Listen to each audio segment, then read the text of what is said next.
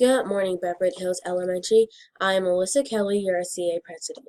And I'm Fiona Laughlin, your CA treasurer, and this is the news for Thursday, December 12th, 2019. Today is Gingerbread House Day.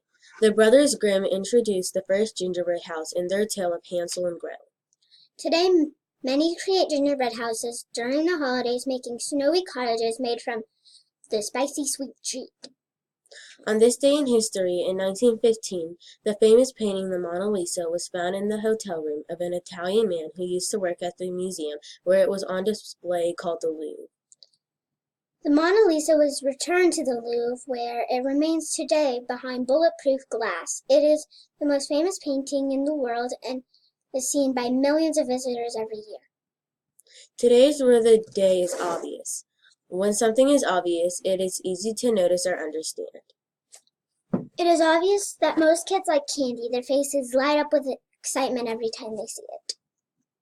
This is Alyssa Kelly And Fiona Laughlin. Remember, be respectful, Be responsible. be ready to learn. It's the Husky way every day. Have a great day.